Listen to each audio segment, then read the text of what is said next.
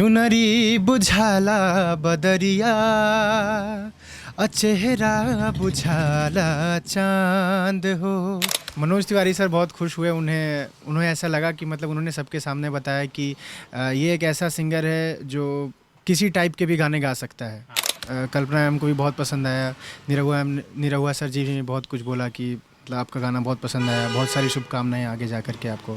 Sir हम और सब गार्जियन जैसा नहीं थे कि अगर हमारे पास पैसा है चाहे नहीं है कैसूँ करके इंजीनियरिंग में डाल दो, बोझ डाल दो। अभी कोटा में क्या हो रहा है देख रहे हैं, लोग मर रहे हैं, पैसा के बदौलत जाके डाल देते हैं ज़बरदस्ती। बेटा के मन रहे, जो गार्जियन के मन से नहीं होता है, स्टूडेंट के जो मन है जिसमें इच्छा है उसमें कराना चाहिए। शुरुआत में हमको पता नहीं चला कि गायक बनेगा, तो ये बाउंड्री पर चढ़ के वहाँ गाता था। खेसारी लाल बन जाए।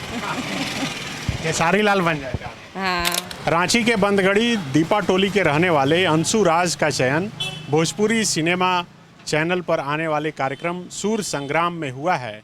ऑडिशन में इनका चयन हो गया है। अब जल्द ही टीवी पर इनके कार्यक्रम की भी प्रस्तुति दिखाई जाएगी। ये आप देख सकते हैं कि इस वक्त अंशु राज के पिताजी जो टुन्ना रजक हैं उनके दुकान पर हैं। ये लॉन्ड्री की दुकान चलाते हैं। पूरा परिवार मिलकर ही यहाँ पर कपड़ा आयरन करने का काम करता है। और ये काम करते हुए बेटा इनका अंशु राज संगीत में पारंगत हुआ और आज इनका चयन हुआ है सूर संग्राम कार्यक्रम में। मनोज तिवारी, कल्पना और निरहुआ जैसे दिग्गज ने इनका चयन किया है और हम सब उम्मीद करते हैं कि फाइनल तक ये ज़रूर पहुंचेंगे और फाइनल भी जीतेंगे। इनके पिताजी हैं, देखिए टुन्ना रजक, और ये अंशु हैं। इनकी माँ भी हैं बैठी हुई इधर।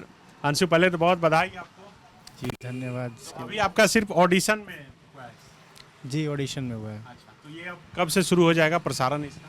प्रसारण इसका 7 तारीख से शुरू हो चुका है। हाँ।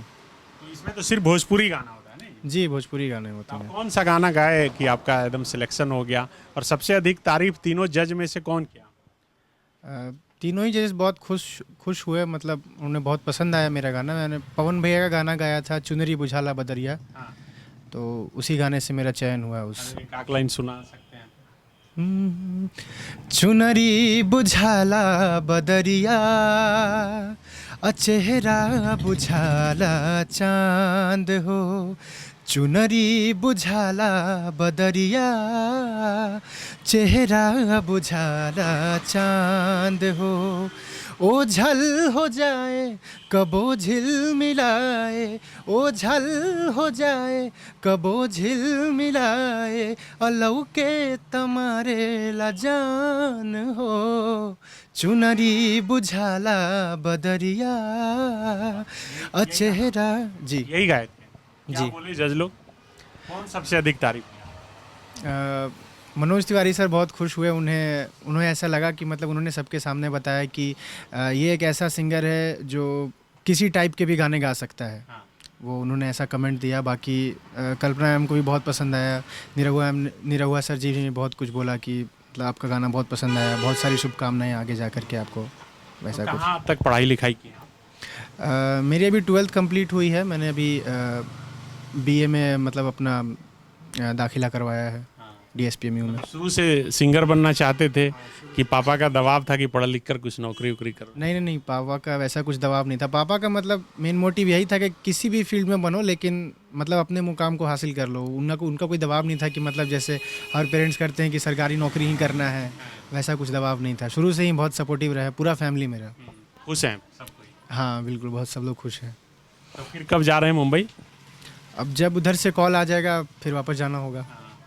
तो ये टूना जी हैं, अंशु के पिताजी। तो खुश हैं आप? बेटा पहुंच गया? बहुत खुश है सर। मेरा मेहनत का रंग दिख रहा है कि आने वाला समय में हम जो गांव से चलकर, छोटी सी गांव एक पटना ज़िला पालीगंज थाना में खनपुरा के रहने वाले हैं, वहां पैदा हुए। एक छोटी सा एक रूम में हम पैदा हुए सर। मेरा माँ बाप बहुत ही गरीब थे, पिताजी बीमार रहते थे, तो पिताजी कमा नहीं सकते थे। माँ थोड़ा बहुत कमा के लाती थी। हम लोग के खाने पीने में बहुत दिक्कत होती थी और हम लोग किसी तरीके से किसी को घर में जाके घास गढ़ के दे देना, किसी को कुछ करके दे देना, उस तरीके से हम पले बढ़े दूसरे के यहाँ। माँ बाप मेरा पालने में सक्षम नहीं रहे हैं, पैदा किए उनका शुक्रगुजार हूँ कि कम से कम हमको पैदा किए इस धरती पे। वैसा माँ बाप हमेशा हमको मिले और फिर हमको बोले कि बेटा हम कुछ तो तुमको पढ़ा लिखा नहीं सकते हैं, से तुमको शहर पहुंचवा देते हैं, वहाँ कैसे हूँ तुम पल जाना। था हम आकर यहाँ पर मेडिकल में एक मेरा चचेरी नानी रहती थी, उनके कि यहाँ हम आयरन कपड़ा धोने का काम करीब 8 साल 10 साल किए, इसी पेट पर रह के, पैसे पे नहीं।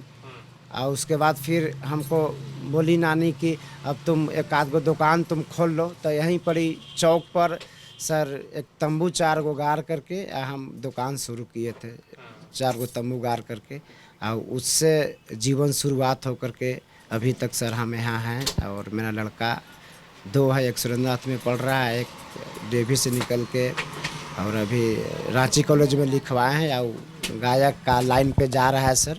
तो आप नहीं चाहते हैं कि पढ़ लिख कर नौकरी करे या खुश हैं कि सिंगर बने? नहीं सर, हम और सब गार्जियन जैसा नहीं थे कि अगर हमारे पास पैसा है चाहे नहीं है कैसूँ करके इंजीनियरिंग में डाल दो, बोझ डाल दो। अभी कोटा में क्या हो रहा है देख रहे हैं, लोग मर रहे हैं, पैसा के बदौलत जाके डाल देते हैं ज़बरदस्ती। बेटा के मन रहे, जो गार्जियन के मन से नहीं होता है, स्टूडेंट के जो मन है जिसमें इच्छा है उसमें कराना चाहिए, नहीं ज़बरदस्ती थोपना नहीं चाहिए कि थोप दिए हम और तुमको करना है। तो हम थोपे, हम इसको बोले कि तुमको जो इच्छा लगे, जिसमें कॉन्फिडेंस लगे बेटा उसमें तुमको करना है। और ये शुरुआत में हमको पता नहीं चला कि गायक बनेगा, तो ये बाउंड्री पर चढ़ के वहाँ गाता था। तो एगो राम बाबू भैया हैं, तो वो बोले कि देखिए टूना जी गाना ही बहुत अच्छा गाता है, से इसको सिखाने के प्रयास कीजिए। तो हमको उसमें कुछ नॉलेज नहीं सर, पढ़े लिखे हम 6-7 तक हैं, हमको कुछ नॉलेज नहीं कहाँ क्या होता है नहीं होता है। तो हम 1-2 आदमी को बोले, तो वो बोले कि चलो खोजते हैं शहर में कहाँ ये सीखता है। तो उमेश कॉलेज के बाजू में लिखल था, एक पाजे दीपक सिन्हा के था, एगो बोर्ड लगल लिखा हुआ।